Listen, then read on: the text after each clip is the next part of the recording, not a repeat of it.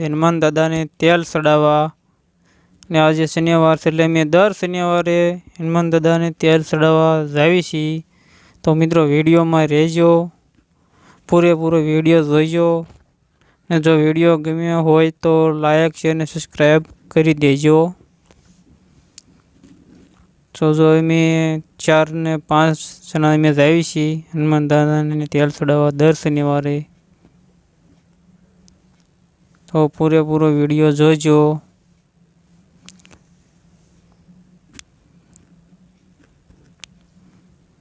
અને રામાપીરના દર્શન કરાવીશું ને આપણે રામાપીરનું સ્થાનક છે, હનુમાન દાદા છે, ત્યાંથી ભૈરવ દાદાનું સ્થાનક છે, શંકર ભગવાન ગણપતિ દાદાનું પણ સ્થાનક છે। તો વિડીયો પૂરેપૂરો જોઈજો અને શેર કરજો અને સબસ્ક્રાઈબ કરજો। તો મિત્રો આપણે આ જૂના કોડિયા હતા એ કાળામાં જ થઈ ગયા છે એટલે આપણે ભઠ્ઠામાં નાખીને એને તેલ બધું બાળી દઈશું એટલે કોડિયા આપણા હતા ને એવા થઈ જાય છે। આપણે જો મિત્રો આપણે એમાં કોડિયામાંથી તેલ બળવા મીનું છે, એ હાવ સાફ નથી થયા।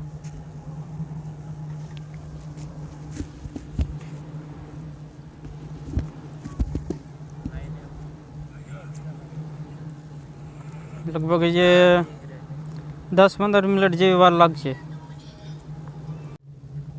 જો મિત્રો આપણે કોડિયા નાખ્યા હતા એ સાફ પૂરેપૂરા થઈ ગયા છે અને કોડિયા આપણે પઠ્ઠામાં નાખ્યા એટલે તાપમાં નાખ્યા હતા એટલે આપણે બીજા કોડિયામાં દીવાબત્તી કર્યા છે। ત્યારે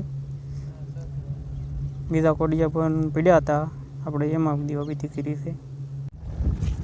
હા, તો આપણે હનુમાન દાદાને તેલ ચડાવીએ છીએ પણ એક માળાઓ જ ચડાવી છીએ।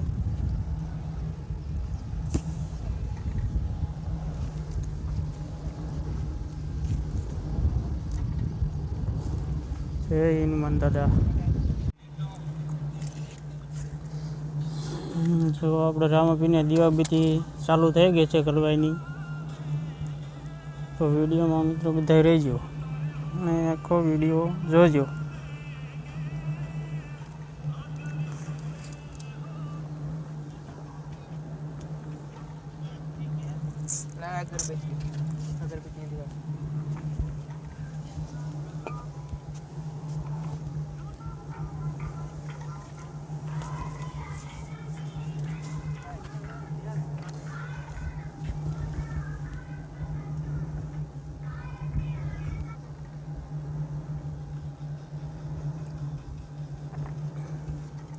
કડક રહેવા દે એટલે એમને થઈ જાય।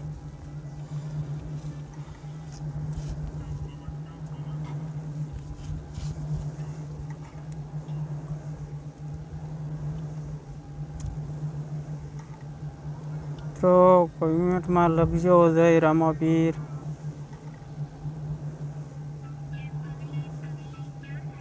બસ હવે જગ્યા ગઈ છે શૈલેષ, બધી નથી જગ્યાએ છે।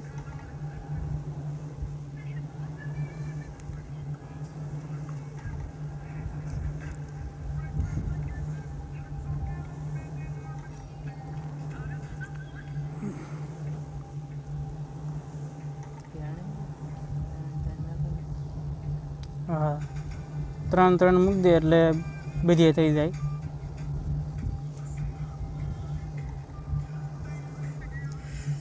જય રામાપીર।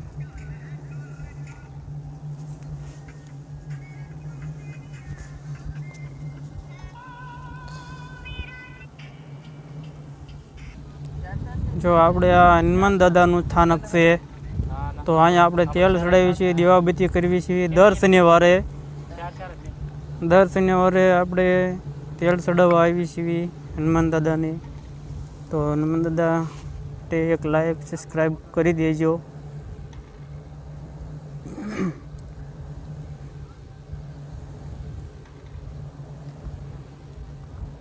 આપણે અહીંયા તો મિત્રો આપણે અહીંયા ભૈરવ દાદાનું સ્થાનક છે। આપણે દીવાબત્તી કરીશું, અગરબત્તી વાંચશું ને પણ ભૈરવ દાદાના દર્શન પણ કરીશું.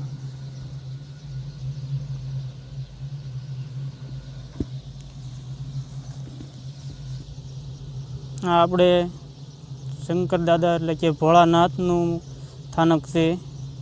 આપણે અહીંયા દીવાબત્તી કરવી છીએ અને દર્શન પણ કરવી છીએ.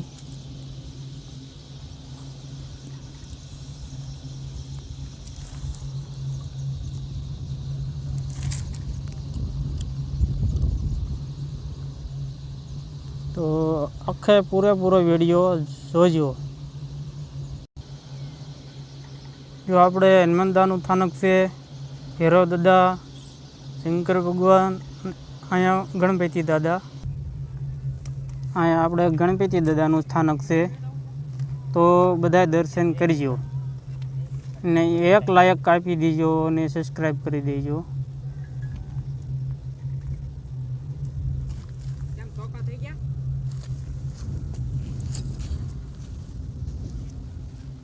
તો આ જગ્યા આપણે આવેલી છે જીવનશાળાની બાજુમાં, તાલુકા વિછિયા અને જિલ્લો પણ અમારો રાજકોટ લાગે છે.